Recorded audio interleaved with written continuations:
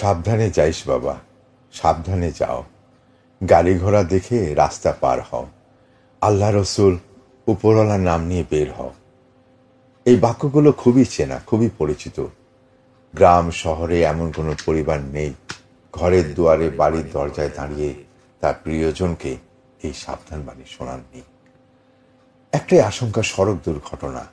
এই সত্য সাবধানতা শুধু একজন যাত্রীর নয়, গাড়ি চালকের পরিবারেরও। সড়কে চলাচল করা প্রতিটি মানুষের পরিবারের। প্রত্যেক পরিবার চায় তার প্রিয়জন সুস্থ ও সবলভাবে বাড়ি ফিরে আসুক। সড়ক দুর্ঘটনায় অকালে যেন কারোর মৃত্যু না ঘটে, কাউকে যেন পঙ্গুত্ব অসহায়ত্ব বরণ করতে না হয়। হ্যাঁ শ্রোতা বন্ধুরা, আমরা সতর্ক থাকব, নিরাপদে পথ চলব।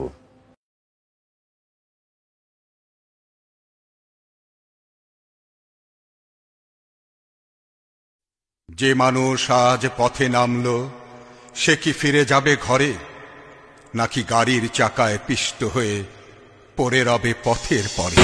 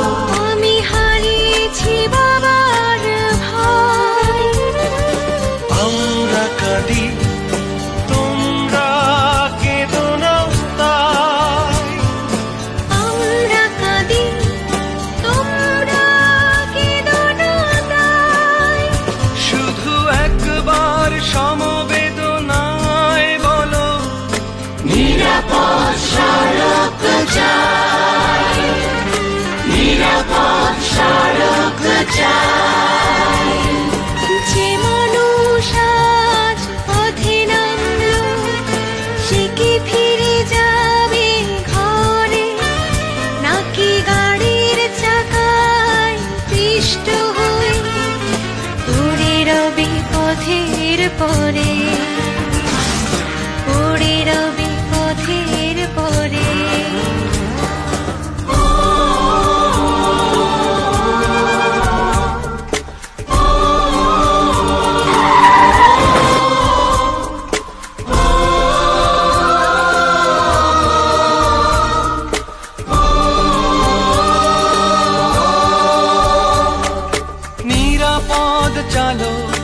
নিরাপদ যাত্রী পথচারী, নিরাপদে চলতে হবে।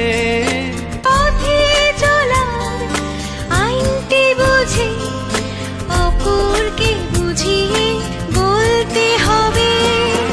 একটি কঠোর পথ প্রশাসন পথে নেমেই যেন পায়। আমি হারিয়েছি মা, আমি হারিয়েছি আমি হারিয়েছি বাবার ভাই। আমরা কাঁদি, তোমরা কেঁদো না তাই। শুধু একবার সমবেদনায় বলো নিরাপদ।